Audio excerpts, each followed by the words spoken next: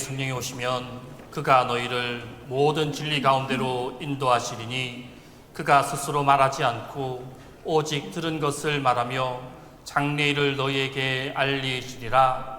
그가 내 영광을 나타내리니 내 것을 가지고 너희에게 알리시겠습니다. 하나님은 영이시니 예배하는 자가 신령과 진정으로 예배할지니라.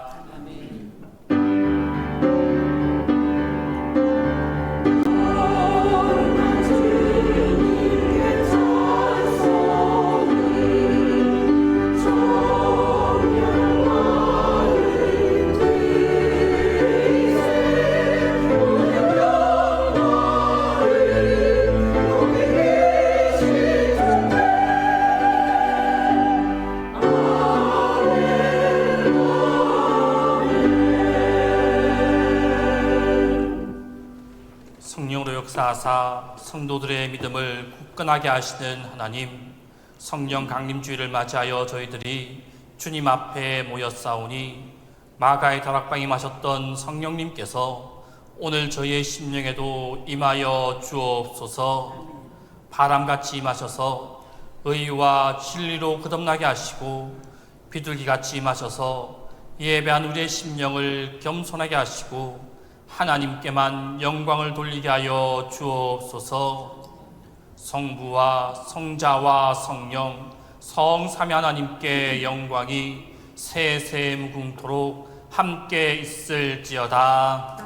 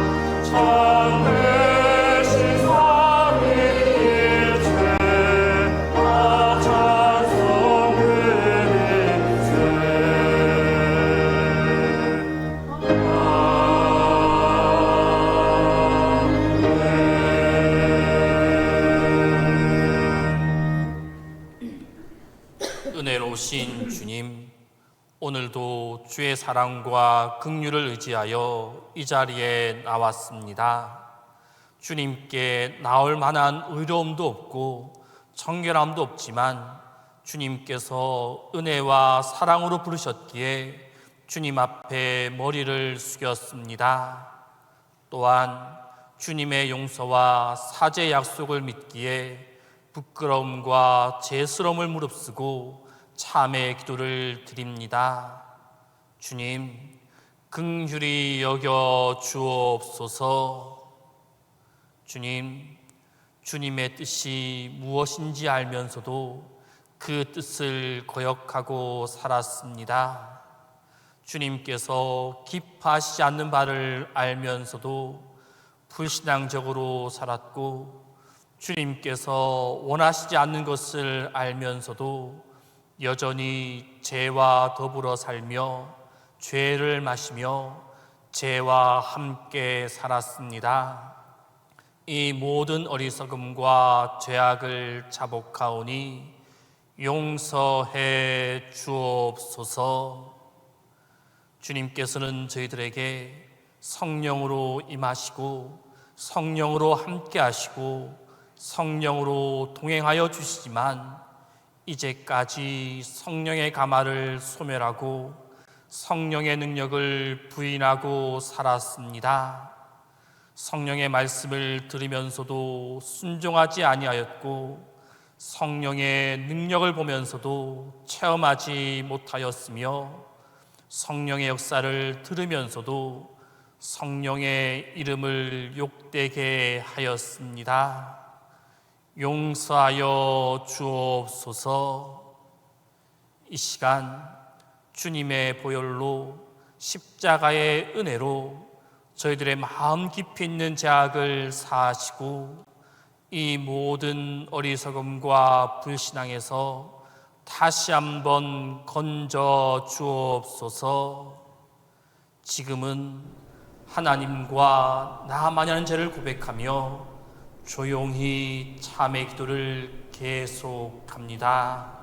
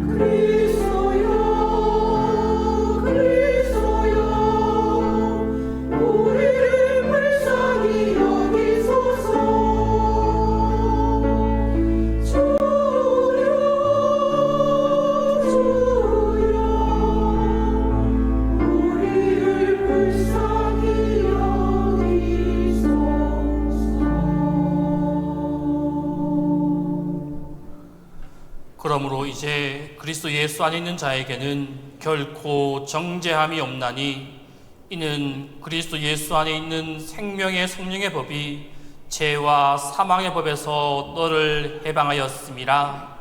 그러므로 우리 주 예수 그리스도 안에 있는 자에게 결코 정죄함이 없느니라.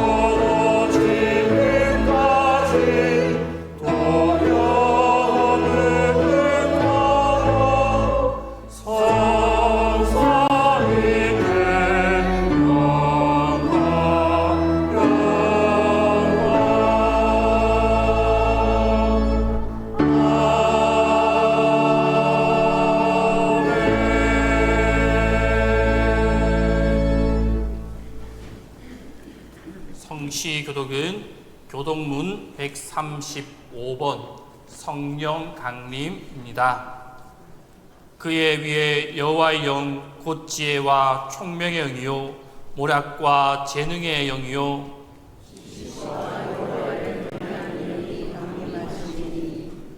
오직 하나님이 성령으로 이것을 우리에게 보이셨으니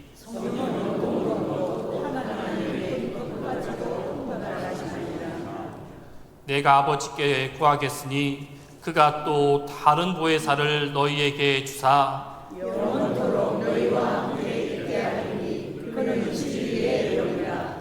보혜사 곧 아버지께서 내 이름으로 보내실 성령 그가 너희에게 모든 것을 가르치고 내가 너희에게 말한 모든 것을 생각하게 하라. 오직 성령이 너희에게 마시면 너희가 권능을 받고 예루살렘과 온 유대와 사마리아와 땅 끝까지 이르러 내 증인이 되리라 하시니라.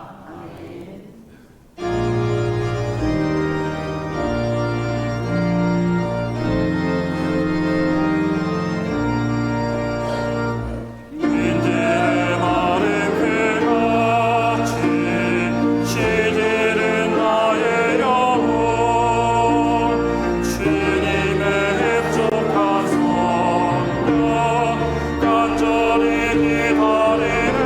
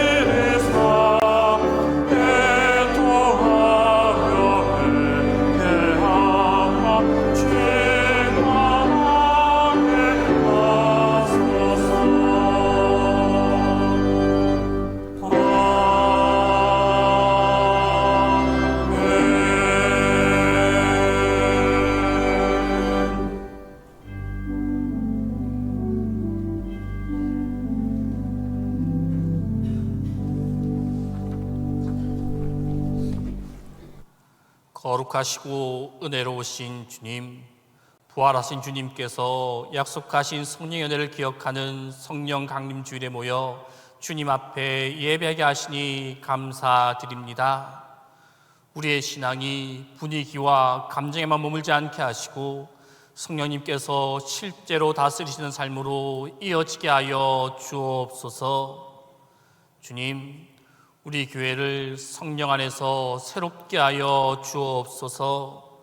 교회가 사람의 열심만으로 유지되는 공동체가 아니라 성령의 생명으로 살아 움직이는 그리스도의 몸이 되게 하여 주옵소서.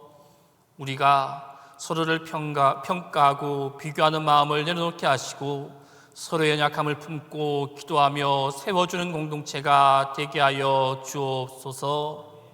작은 오해가 큰 상처로 번지지 않게 하시며 갈등이 생길 때마다 성령께서 화해의 길을 여시고 정직한 대화가 시작되게 하여 주옵소서.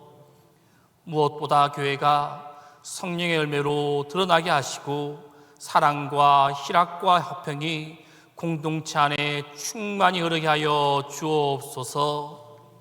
주님, 동신의 가정 위에 성령의 은혜를 부어 주옵소서. 부부 사이에 식어진 마음이 있다면 다시 사랑의 온기를 회복하게 하시고, 부모와 자녀 사이에 닫힌 대화의 문이 있다면 다시 열리게 하여 주옵소서. 가정 안에 짜증과 냉소가 사라지게 하시고 격려와 감사의 말이 늘어나게 하여 주옵소서.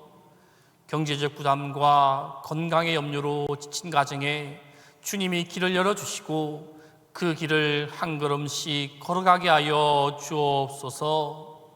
주님, 오늘 담임 목사님 청빙을 위한 첫 모임을 가집니다. 모임을 통하여 담임 목사님을 청빙하기 위한 계획을 세우며 나아갈 때 성령의 지혜 주심이 가득하게 하여 주옵소서. 성령의 지혜 주심과 간섭하심으로 동신교회 상황에 필요한 담임 목사님이 청빙되도록 인도하여 주옵소서. 주님, 오늘 말씀을 전하시는 목사님에게 성령의 지혜와 담대함을 부어주셔서 선포되는 말씀이 성도들의 영혼을 깨우치고 지친 마음을 일으키며 흔들린 걸음을 주님의 길로 돌이키게 하는 능력이 되게 하여 주옵소서. 말씀을 들을 때 우리의 생각이 새로워지게 하시고 아멘으로만 끝나지 않고 순종의 결단으로 응답하는 우리가 되게 하여 주옵소서. 이 시간 찬양으로 주님께 영광 돌리는 찬양대의 찬양이 성령 충만한 찬양이 되게 하시며 오늘도 예배를 위해 많은 곳에서 보이지 않게 묵묵히 봉사하는 손길들을 기억하사 은혜와 축복을 더하여 주옵소서. 예수님의 이름으로 기도드립니다.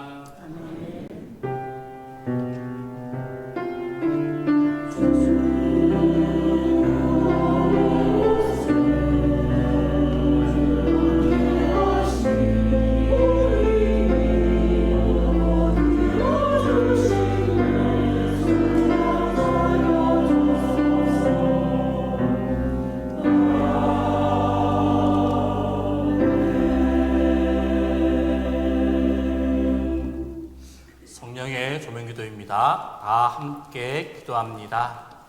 주님, 성령의 밝은 빛으로 우리 마음을 비추어 주소서. 그리하여 말씀 속에 나타난 주님의 뜻을 깨달아 알게 하소서. 성령 강림주에 주시는 하나님 말씀은 사도행전 2장 1절에서 13절입니다. 오순절 날이 이미 이름에 그들이 다 같이 한 곳에 모였더니 호련히 하늘로부터 급하고 강한 바람 같은 소리가 있어 그들이 앉은 온 집에 가득하며 마치 불의 엿처럼 갈라지는 것들이 그들에게 보여 각 사람 위에 하나씩 임하여 있더니 그들이 다 성령의 충만함을 받고 성령이 말하게 하심을 따라 다른 언어들로 말하기를 시작하니라. 그때 경건한 유대인들이 천하 각국으로부터 와서 예루살렘에 머물러 있더니 이 소리가 남에 큰 무리가 모여 각각 자기의 방언으로 제자들이 말하는 것을 듣고 소동하여 다 놀라 신기하게 여겨 이르되, 보라, 이 말하는 사람들이 다 갈릴리 사람이 아니냐? 우리가 우리 각 사람이 난 곳 방언으로 듣게 되는 것이 어찌 됨이냐? 우리는 파데인과 메데인과 엘람인과 또 메소보다미아, 유대와 갑바도기아, 본도와 아시아, 부르기아와 팝빌리아, 애국과 및 구레네에 가까운 리비아 여러 지방에 사는 사람들과 로마로부터 온 나그네 곧 유대인과 유대교에 들어온 사람들과 그레데인과 아라비아인들이라, 우리가 다 우리의 각 언어로 하나님의 큰 일을 말함을 듣는도다 하고 다 놀라며 당황하여 서로 이르되, 이 어찌된 일이나 하며, 또 어떤 이들은 조롱하여 이르되 그들이 새 술에 차였다 하더라.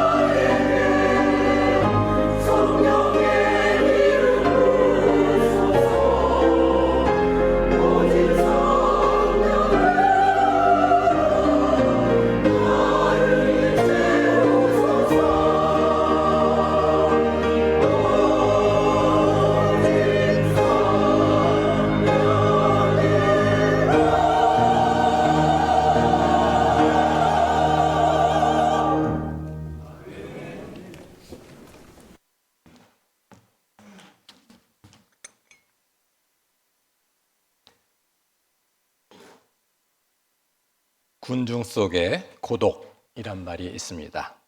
주변에 수많은 사람이 있지만 정작 내가 마음을 속 편하게 터놓고 부담 없이 말할 수 있는 사람이 별로 없을 때 사람은 많은데 외롭다, 이런 뜻이겠지요.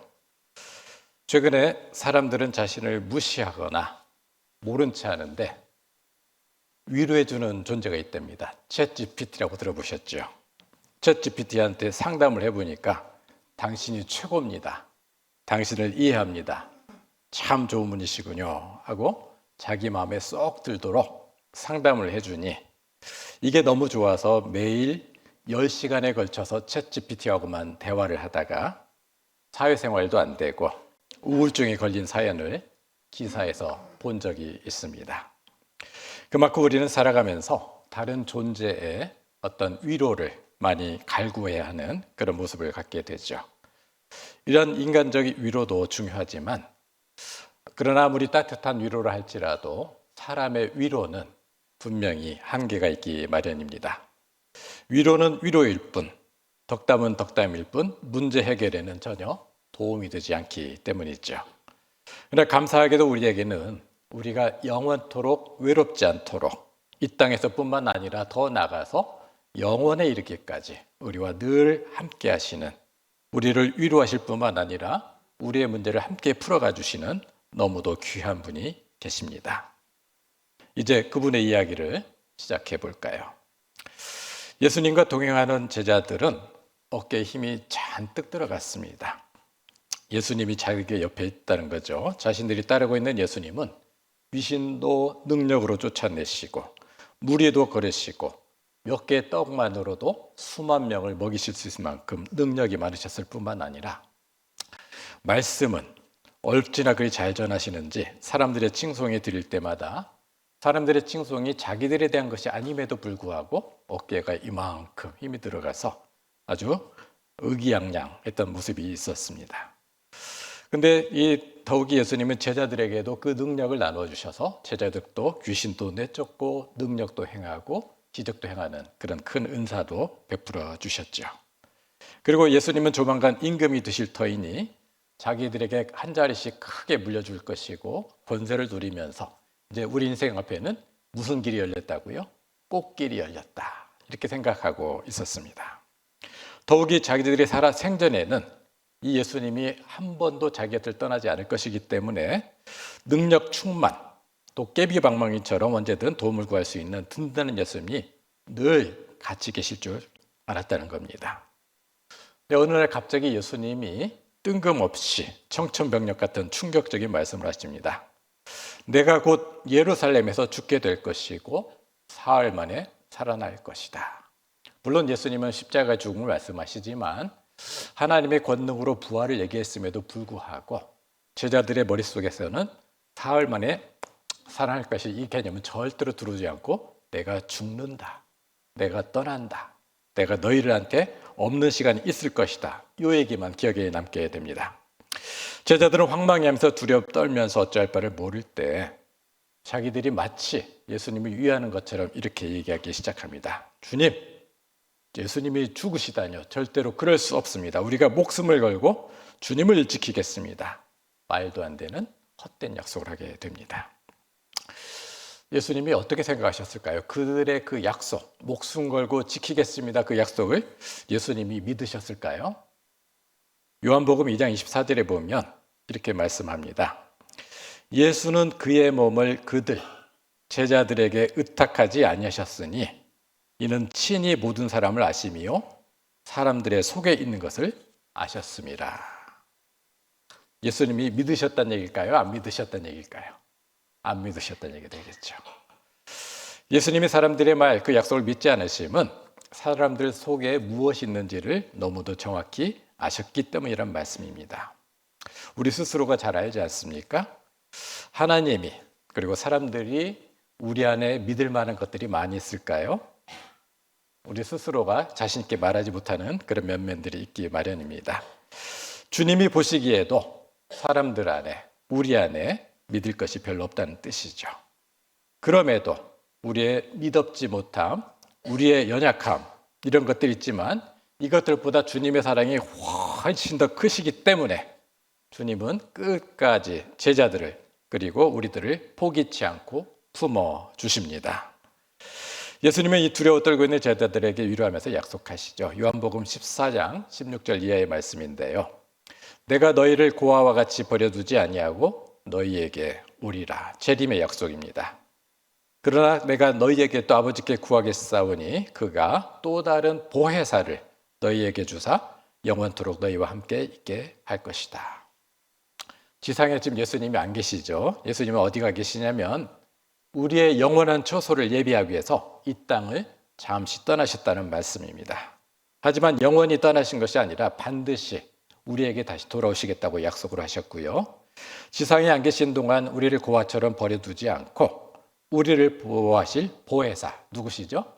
성령님을 보내주시겠다 약속하십니다. 예수님은 부활하신 후에 승천에 앞서서 이 성령에 대한 약속을 다시 한번 확인해 주고 계십니다. 사도행전 1장 3절에서 4절 말씀이죠. 그들에게 분부하여 이르시되 예루살렘을 떠나지 말고 내게서 들은 바 아버지께서 약속하신 것을 기다리라. 요한은 물로 세례를 베풀었으나 너희는 몇 날이 못되어 성령으로 세례를 받으리라. 물론 구약 시대에도 성령이 임하는 사람들이 있습니다. 바로 왕, 제사장, 선지자 이런 특정한 사람들이 특수한 임무를 갖고 하나님의 성령의 도우심을 받았던 그런 역사가 분명 있게 됩니다. 하지만 성경은 마지막 때가 되면 왕이나 제사장이나 선지자 같은 특정한 임무를 가진 사람만이 아니라 모든 믿는 사람, 모든 믿음에게 하나님 영, 곧 성령이 임하게 될 것이라고 약속하고 있습니다. 바로 요엘서 2장 28절 32절 말씀이죠. 그 후에 내가 내 영을 만민에게 부어주리니 너희 자녀들이 장래일을 말하며 너희 늙은이는 꿈을 꾸며 너희 젊은이는 이상을 볼 것이며 누구든지 여호와의 이름을 부르는 자는 구원을 얻게 될 것이다. 믿는 모든 자에게 성령을 부어주시다는 약속이 바로 사도행전 2장에서 성취가 됩니다. 예수님의 명령에 따라서 제자들이 마가 다락방으로 불리는 한 곳에 모여서 전심으로 기도하고 찬송하고 온전한 힘을 쏟게 됩니다. 바로 그때 호련히 하늘로부터 급하고 강한 바람 같은 소리가 그들이 앉은 그 모든 공간을 가득 채우더니 불의 혀와 같이 불로 상징되는 성령이 각 사람의 머리 위에 모이게 되는 거죠. 그리고 그들이 모두 성령 충만함을 입어서 방언을 말하며 하나님을 찬송하였다 성경은 기록하고 있습니다. 당시에 오순절을 기념하러 세계 만국에서 예루살렘에 온 사람들이 자기들의 언어, 자기들이 태어난 고향 땅의 언어로 방언한 제자들을 통해서 복음을 듣게 됩니다. 그 복음을 들은 이들이 세계로 흩어지면서 바로 교회가 시작되었던 것이죠. 예수님이 부활, 승천하신 후에 50일이 되는 이 날을 오순절 혹은 성령 강림절로 교회가 지키게 되었고요. 바로 오늘 예배가 됩니다. 하나님의 이름을 부르는 모든 자에게 왕이나 제사장이나 선지자에게만이 아니라 하나님을 믿는 모든 사람에게 성령을 부어주시겠다는 약속은 바로 오늘날에도 성취되었습니다. 고린도전서 12장 3절에 보면 누구든지 성령이 아니고서는 예수를 주시라 할 수 없다 말씀합니다. 여러분, 예수님이 우리의 주님이시고 우리의 구원자 되심을 믿으십니까? 그 믿음은 내 의지로 내 선택으로 된 것이 아닙니다. 바로 여러분 한 사람 한 사람 안에 내주하신 성령님께서 감동을 주시고 믿음을 주셔서 그 믿음을 여러분의 입술로 고백해 한 것입니다. 때문에 믿음은 내가 선택한 의지가 아니라 하나님이 주권적으로 우리를 선택하셨고 우리 안에 내주하셔서 우리를 구원코자 하시는 절대적인 하나님의 의지이고 하나님의 선물입니다. 때문에 바울은 에베소서 2장 8절에서 이렇게 말씀하고 있죠. 너희는 그 은혜에 의하여 믿음으로 말미암아 구원을 받았으니 이는 너희에게서 난 것이 아니요 하나님의 선물이다. 더 나아가서 이 말씀을 주세요. 사실 우리는 긴가민가 성령이 내주하신가 잘 모를 때도 있지만 성경은 분명히 말씀하십니다. 우리 안에 내주하시는 성령은 다름 아닌 하나님께서 영원토록 우리를 지켜주시고 구원하실 것이라는 인치심. 오늘은 말로 치면 인감도장을 각 사람한테 찍어 놓으셨다요. 옆에 사람 보이세요? 인감도장 성령께서 찍어주신 하나님께서 여러분 안에 내주하셔서 우리 눈에는 안 보일지라도 모든 보이는 세계와 보이지 않는 세계 모든 존재들은 우리가 하나님의 소유임을 다 보고 있다. 믿어지십니까? 예, 하나님의 감사하고 선물이다 이 말씀을 하는 거죠. 때문에 오늘은 성령 주일이니만큼 성령에 대해서 잠깐 배우고 묵상하고 은혜를 나누도록 하겠습니다. 그다음에 첫 번째 질문, 성령은 누구실까요? 우선 성령은 창조주이시며 질서의 하나님이십니다. 창세기 1장 2절에 보면 태초에 하나님이 천지를 창조하시니라. 땅이 혼돈하고 공허하며 모든 세상이 무질서 가운데 너무도 큰 혼란 가운데 있었다는 겁니다. 흑암의 깊음이 있고 하나님의 영은 수면 위에 운행하시느니라. 여기서 하나님의 영으로 표현된 성령은 삼위일체 하나님으로 혼돈 속에서 세상을 질서 있게 창조하시는 그 사역에 동참하셨습니다. 하나님이 말씀으로 빛이 있으라, 육지와 바다가 나뉘어라, 동식물이 각각 생겨나라, 동물과 새들, 바다의 고기 등이 땅과 바다에 충만하라. 이 모든 세상이 질서 잡히게 창조가 된 후에 하나님이 말씀하시죠. 여호와께서 보시기에 참 좋았더라. 외로움과 숨이 막히는 답답함은 삶이 혼돈되고 무질서할 때, 그리고 도움의 손길을 찾기 어려울 때 찾아옵니다. 삶이 혼돈되고 무질서할 때, 그럼에도 도움의 손길을 찾기 어려울 때 누구보다도 성령님께 의뢰하길 바랍니다. 성령님 도와주세요. 길이 안 보입니다. 막막합니다. 숨이 막힙니다. 도울 사람이 없습니다. 여러분의 상황을 있는 그대로 의뢰할 때 질서의 하나님이신 성령님이 여러분의 삶의 혼돈을 질서 잡아주시고 답이 있는 방향을 가리키시며 지켜주실 것을 믿으시길 바랍니다. 또한 성령님은 보혜사이십니다. 헬라 파라클레토스를 번역한 보혜사라는 단어는 참으로 어려운 단어입니다. 근데 여기에 이제 여러 의미가 담겨 있지만 가장 기본적으로는 헬퍼, 돕는 분이란 뜻이게 되고요. 또 한편은 애드보킷이라 해가지고 변호해 주시는 분이란 뜻을 갖고도 있습니다. 오늘은 헬퍼라는 관점에서 한번 살펴볼까 하는데요. 성령님은 우리를 돕기 위해서 우리와 함께 하시는 분입니다.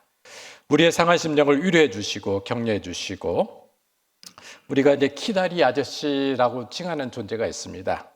아무런 도움을 기대할 수 없을 때 보이지 않는 곳에서 격려해 주고 자신을 드러내지 않고 은밀히 물질로 물심양면으로 도와주는 분을 우리가 키다리 아저씨라고 부르지 않습니까? 우리가 인생의 경험 가운데 종종 이런 경우가 있습니다. 낙담과 절망의 순간이 있었는데 어디 도움을 요청할 것도 없었는데 내가 한 일이 별로 없는데 일이 원만하게 저절로 해결된 경험들이 더러 있을 것입니다.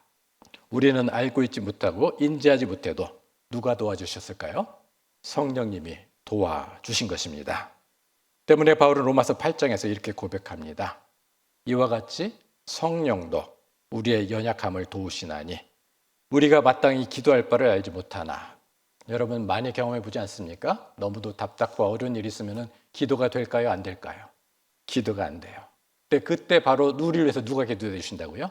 성령님이 기도해 주신다는 겁니다. 오직 성령이 말할 수 없는 탄식으로 우리를 위하여 친히 간구하시니라.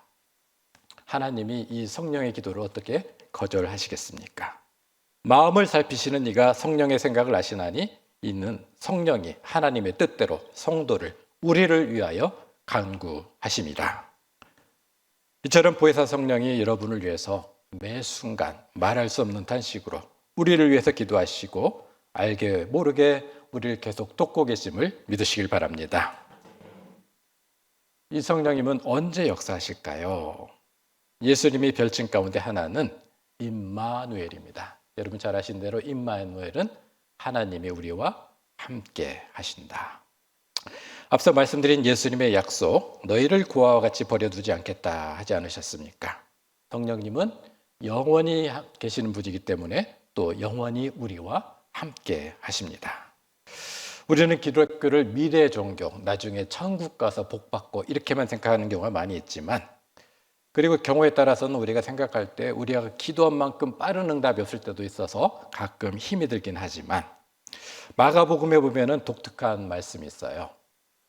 우리가 너무 위급할 때 참 위로가 되는 말씀인데, 예수님께서 명하시면은 하나님의 응답이 즉시로 곧. 그래서 어떤 복음서보다도 마가복음에 가장 많이 등장하는 그 말씀이 즉시로 곧입니다. 왜냐하면 마가 공동체가 큰 위기 가운데 있었기 때문에 하나님이 바로 응답하신다는 확신을 주기 위함이죠.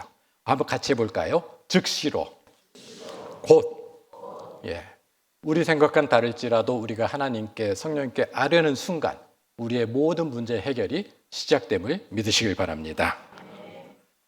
성령님은 우리 안에 언제든지 머무르시면서 내주하시는 분이기 때문에 우리의 고민에 대해서도 누구보다도 잘 이해하시는 분이에요. 왜냐하면 친구도 가족도 어찌 보면 단계를 거쳐야 되는데, 성령이 어디 계세요?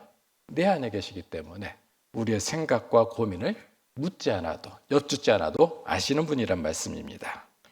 성령은 우리의 필요를 아시고 우리 위해서 하나님께 간구하시면서, 이런 맥락에서 성령님은 우리의 헬퍼, 돕는 자, 위로자, 구원자가 되십니다.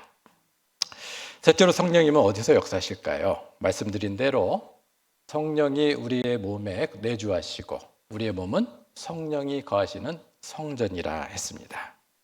우리 안에 내주하시는 성령은 우리의 생각과 마음을 살피시고 경우에 따라서는 우리의 양심을 깨워서 깨우쳐 주시고, 죄된 생각은 물리쳐 주시고 이것은 아니야 하고 우리의 양심을 깨우치는 분도 성령이시면서 그 영혼을 깨우쳐서 생명을 주시는 분이라는 말씀이죠.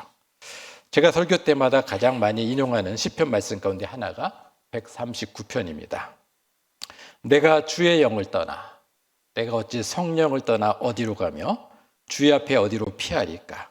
내가 하늘에 올라갈 때도 거기 계시고, 수월, 어찌 보면 우리의 가장 낮은 나락에 떠져도 거기 가도 누가 계시고요?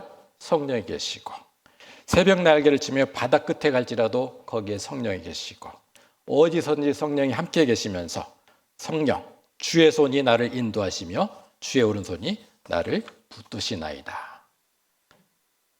다윗의 고백이지만 우리의 고백이 되기도 합니다. 내가 가든 그 어디든, 내가 떨어지는 심령의 나락이 그 어디든 주의 영이 함께 하십니다. 저와 여러분은 어떤 순간에도 어떤 공간에도 결코 혼자이지 않습니다. 성령이 함께 하십니다. 넷째로 성령은 어떻게 사역하실까요? 요한복음 3장에 보면 성령의 사역을 바람으로 묘사합니다. 눈에 보이지도 않고요, 어떻게 역사하는지도 알 수는 없기 때문에 바람이 어디로부터 왔는지 알 수 없다 하는 것처럼 성령은 바람으로 묘사하는 그런 부분이 있는 걸 기억합니다. 성령은 아주 강력한 바람으로 사역하시면서 우리를 도우시게 되는데요.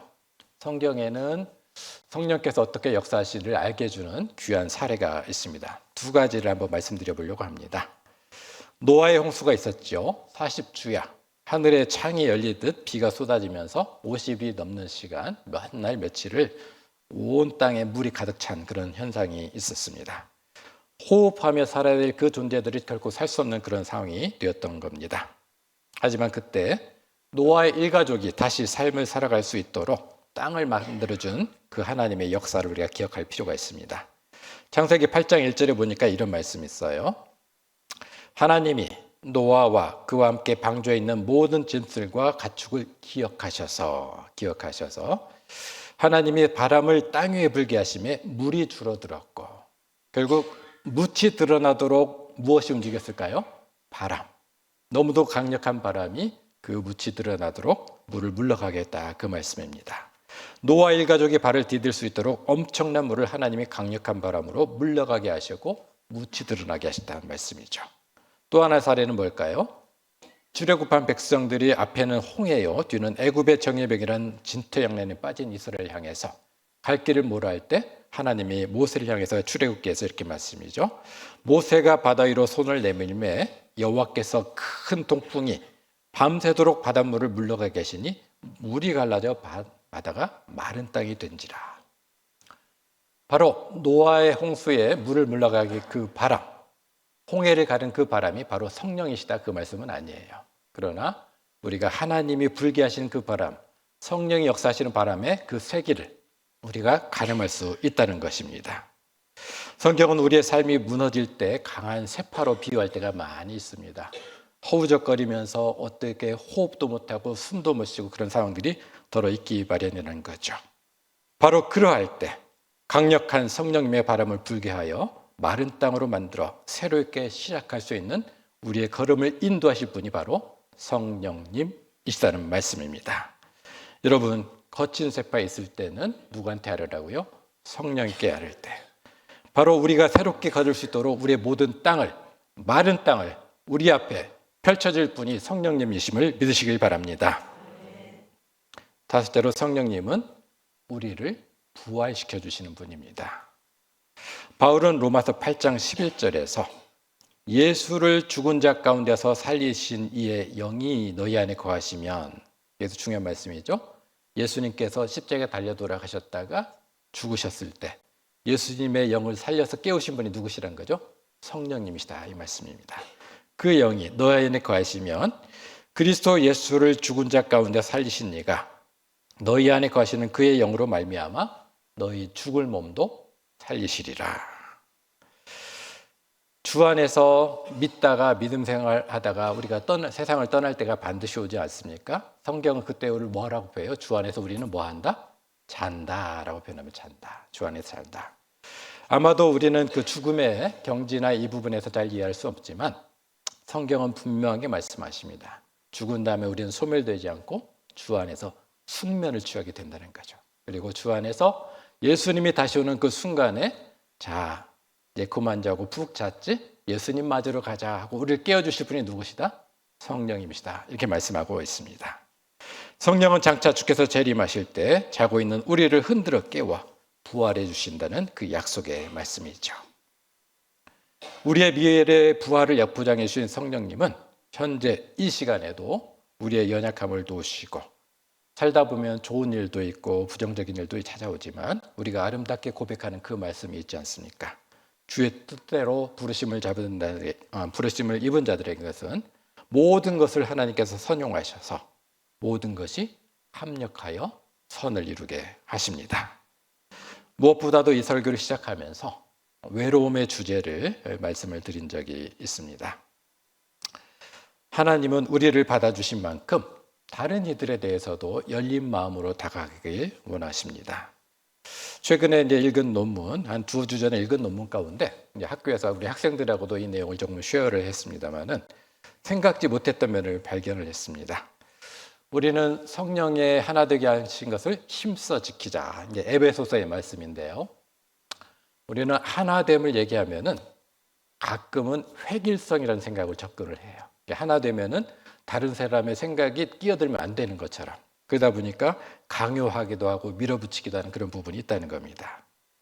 그런데 이제 이 논문에 의하면은 예루살렘에 오순절을 지키러 왔다가 성령 강림의 그 체험을 했던 사람들에게 하나님이 복음에 전해진 그 경로가 너무도 특이했다는 겁니다. 저도 이 구절을 수많이 읽었지만 별로 눈여겨보지 않았는데, 그곳에 모인 사람들이 만국 공통어로 알아들을 수 있는 말은 헬라어였습니다. 헬라어. 그러니까 성령께서 제자들의 입을 통해서 헬라어로 방언으로 얘기했어도 다 모두 다 알아들을 수 있었다는 거예요. 놀랍게도 성경의 오늘 본문에 보면은 어떤 말로 알아들었을까요? 만국 공용어인 헬라어가 아니라 자기 고향말, 자기 지역말, 자기가 태어난 땅의 말로 알아들었다는 거죠. 그 논문은 그걸 지적을 합니다. 하나님은 하나로 묶어주는 큰 은혜를 베풀어 주시지만 각자 고향의 언어로 듣게 하셨던 것은 각자 사람들의 처지와 형편, 상황 모든 것을 우리가 함께 고려하고 배려해야 된다. 무슨 말인지 이해되셨죠? 하나님은 모든 사람이 같은 생각으로 억지로 꿰맞추는 것이 아니라 우리 모두의 여러 사람들의 생각과 처지와 형편을 이해하면서 늦지만 천천히 한 걸음 한 걸음 가는 것이 성령의 뜻이다. 이 말씀을 우리에게 전하고 있다는 겁니다. 다른 사람의 생각과 형편과 상황을 한 번 더 헤아리는 마음이 이 성령 강림 주일에 필요하다는 말씀입니다. 말씀을 정리합니다. 성령은 무질서한 우리의 삶의 고통에 질서 있게 우리의 삶을 세워주시는 분입니다. 성령은 보혜사로 우리를 도우시며 우리가 삶에서 당황하여 무엇을 간구할지 모르는 그 상황에서도 우리의 최선을 위해서 하나님께 친히 간구하시는 분이 우리의 성령이시며 문제를 해결해 주시는 분입니다. 그 성령은 멀리 계시지 않고 우리 안에 내주하심으로, 우리 안에 머무심으로 우리의 생각과 그 어떤 상황 가운데서도 우리와 영원히 동행하여 주십니다. 모든 것이 합력하여 선을 이루시는 하나님이시고 이 귀한 하나님을 이 시간 우리가 온 마음으로 성령님을 찬송합시다. 그 성령님의 뜻대로 우리만 이해하는 것이 아니라 다른 사람을 향해서도 열린 마음으로 다가가길 바랍니다. 믿음으로, 삶으로 성령님을 신뢰하는 이들에게 성령님의 도우심이 날마다 펼쳐지는 동신교회 모든 성도님 되시길 주님의 이름으로 축원드립니다. 주님, 우리로 성령 충만케 하옵소서. 기쁜 마음으로 하나님의 깊은 곳을 아시는 성령님께 우리의 삶으로 입술로 순종케 하옵소서. 인생의 모든 문제의 근원을 강력한 바람으로 말려주시고 새롭게 나아가도록 길을 열어주시는 성령님을 의탁하여 우리 동신교회 앞에 마른 땅이 펼쳐지게 하옵소서. 예수님의 이름으로 기도하옵나이다. 사도신경으로 우리의 신앙을 고백합니다. 나는 전능하신 아버지 하나님 천지의 창조주를 믿습니다. 나는 그의 유일하신 아들 우리 주 예수 그리스도를 믿습니다. 그는 성령으로 잉태되어 동정녀 마리아에게서 나시고 본디오 빌라도에게 고난을 받아 십자가에 못 박혀 죽으시고 장사된 지 사흘 만에 죽은 자 가운데서 다시 살아나셨으며 하늘에 오르시어 전능하신 아버지 하나님 우편에 앉아 계시다가 거기로부터 살아있는 자와 죽은 자를 심판하러 오십니다. 나는 성령을 믿으며 거룩한 공교회와 성도의 교제와 죄를 용서받는 것과 몸의 부활과 영생을 믿습니다.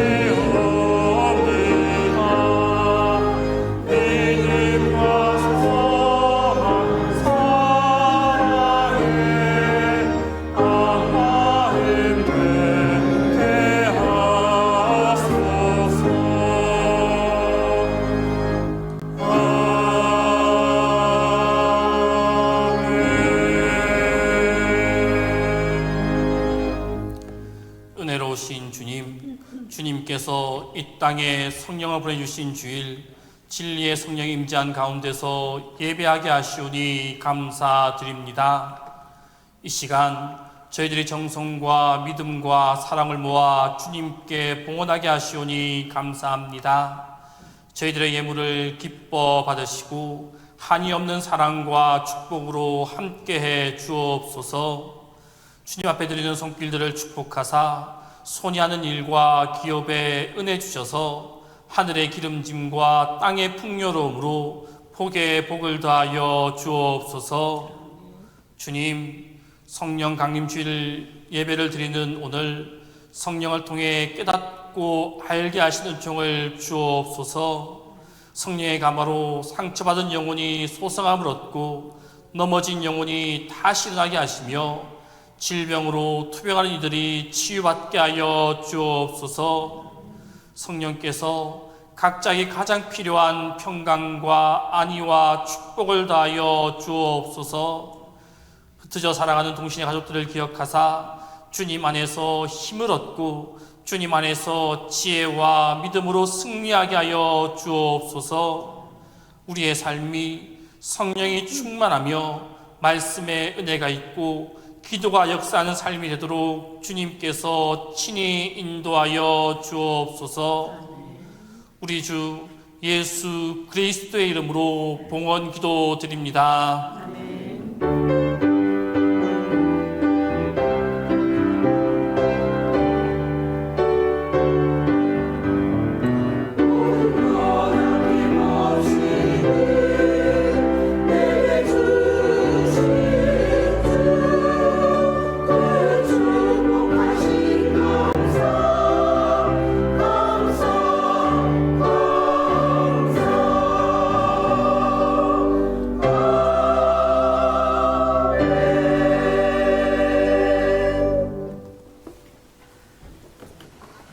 이 시간 앞뒤 좌우 옆에 있는 분들과 함께 성령이 임하셨습니다 라고 인사하겠습니다.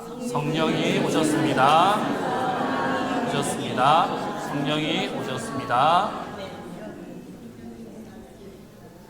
동신교회 5월 넷째 주 평화의 소식입니다.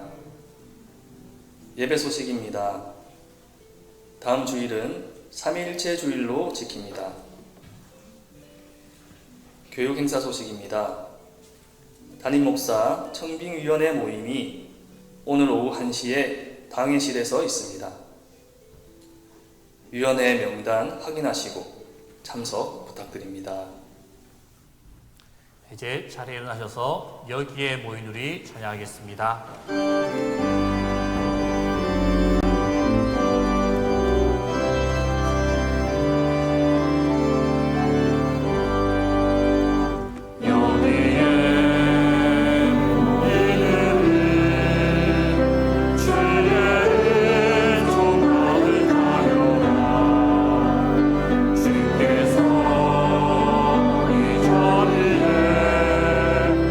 함께 계시는 하나